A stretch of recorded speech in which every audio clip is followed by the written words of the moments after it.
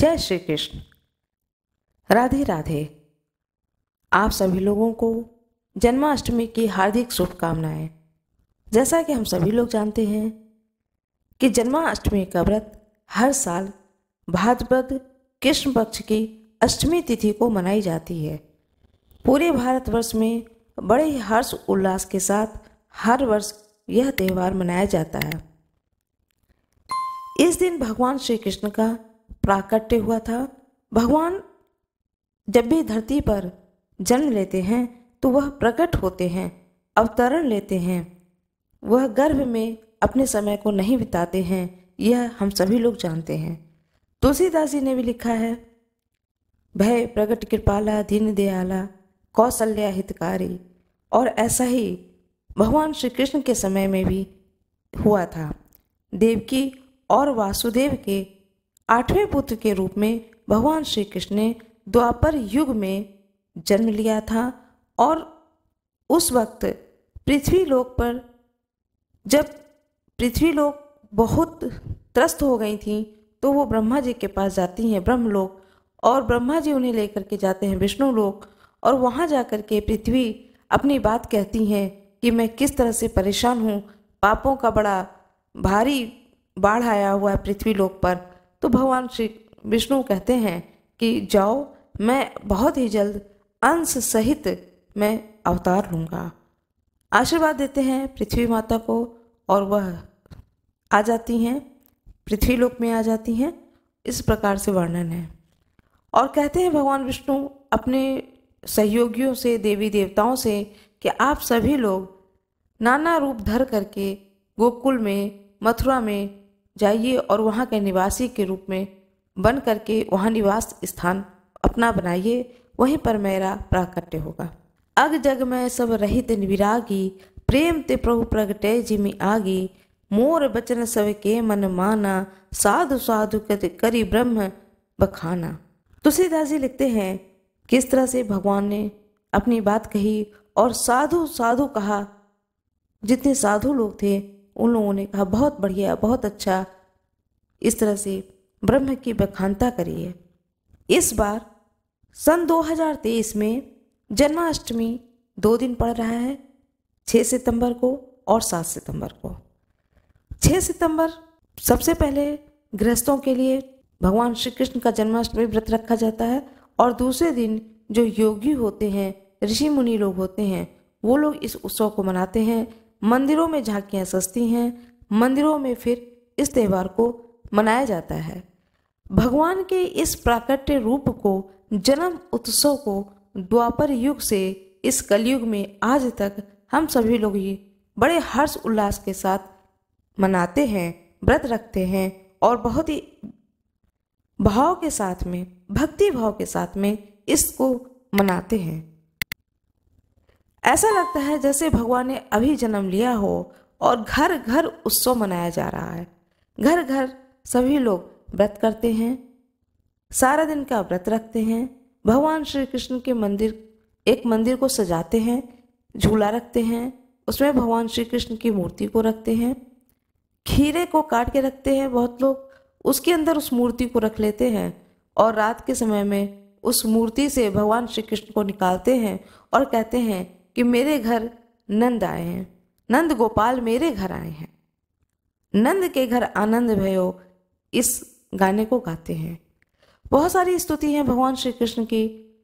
जो भी भक्ति भाव से पूजा करना है, जब भी आप भगवान श्री कृष्ण की पूजा करें, जन्म उत्सव को मनाएं तो बड़े ही भक्ति भाव से मनाएं। नियम थोड़े टूट भी जाए तो कोई बात नहीं है, लेकिन अटूट भक्ति और श्रद्धा के साथ मनाना चाहिए। जिनके घर में संतान दोष हो, संतान की कमी हो, वह इस त्यौहार को, इस समय को, जन्म उत्सव के समय को बड़े ही भावपूर्ण तरीके से मनाएं। ऐसा कहा जाता है कि उनके घर में बहुत जल्द संतान की प्राप्ति होती है और घर आंगन में संतान अवश्य खेलते हैं। कृष्ण जन्माष्टमी में रात को ही पारण किया जाता है, व्रत का पारणा रात में ही हो जाता है। ये तो मैंने कृष्ण जन्माष्टमी की थोड़ी सी जानकारी दी है। मंदिरों में झांकी सजेंगी और मंदिरों में जन्म उत्सव मनाया जाएगा। गोकुल में, वृंदावन में, मथुरा में, द्वारिकाधीश मंदिर में जितने भी भगवान श्री कृष्ण के सिद्ध मंदिर हैं उन सभी जगहों पर आपको दर्शन प्राप्त होंगे। अब मैं आपको बताने जा रही हूँ, बहुत ही सिंपल तरीके से यह नियम सभी लोग जानते हैं, फिर भी थोड़ा इस पर चर्चा कर दे रही हूँ।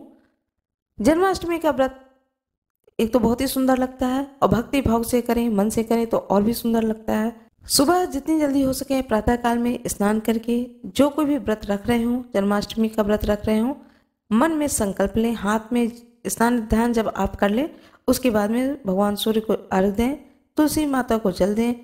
जहाँ आपका पूजा घर है उस पूजा घर में आए, आने के बाद में सबसे पहले संकल्प लें, हाथ में अक्षत दें, जल रखें, फूल रखें और अपने मन में अपने आप को संकल्पित करें कि आज मैंने भगवान श्री कृष्ण के जन्म उत्सव मनाने हेतु जन्माष्टमी का व्रत रखा है और जिसका परिणाम है रात में जब जन्म उत्सव मना लिया जाएगा, रात के 12 बजे जन्म उत्सव मनाया जाता है, उस वक्त जब जन्म उत्सव मना लेंगे तब मैं पारणा करूँगा या करूँगी।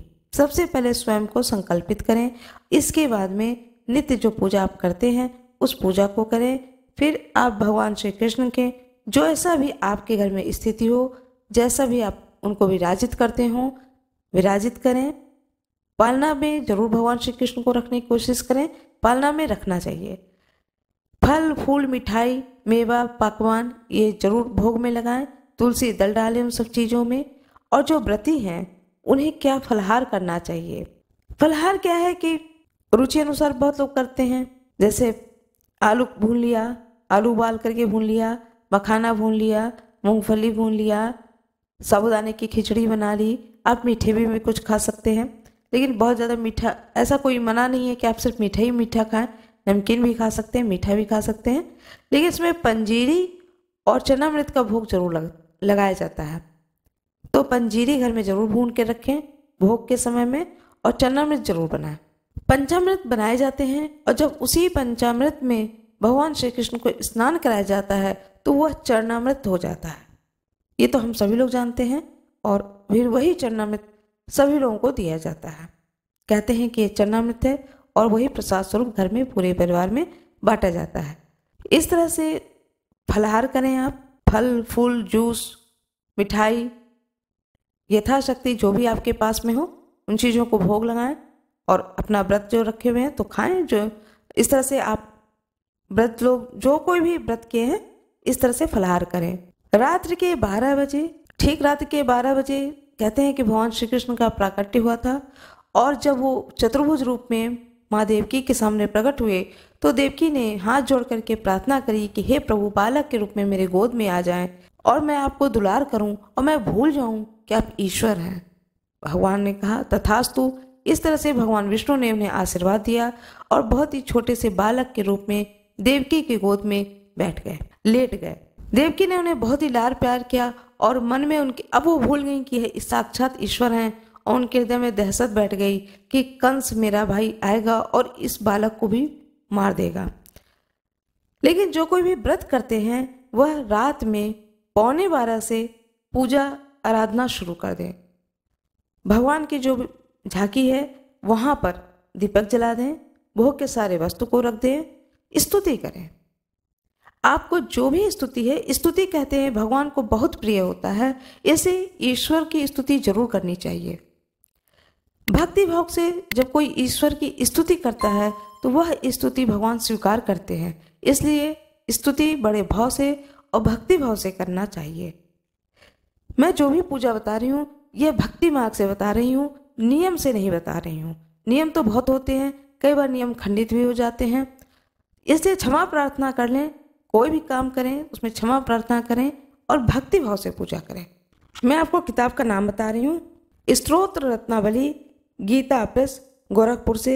यह किताब आपके घर में हो तो बहुत अच्छी बात है, जिनके घर में न हो वो खरीद लें। भगवान श्री कृष्ण की हर देवी देवताओं की इसमें स्तुति लिखी हुई है। अच्युतम केशवम राम नारायणम कृष्ण दामोदरम वासुदेवम हरि श्रीधरम माधवम गोपिका वल्लभम जानकी नायकम रामचंद्रम भजे। यह पूरी स्तुति है, 9 श्लोक हैं इसमें। इस स्तुति को जरूर पढ़ें।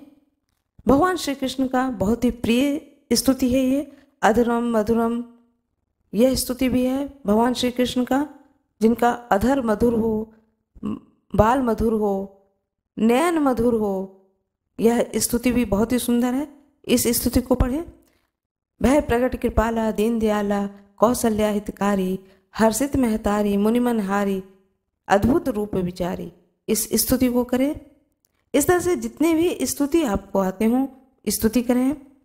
वहीं पर बैठ करके श्री कृष्ण भगवान का नाम लें।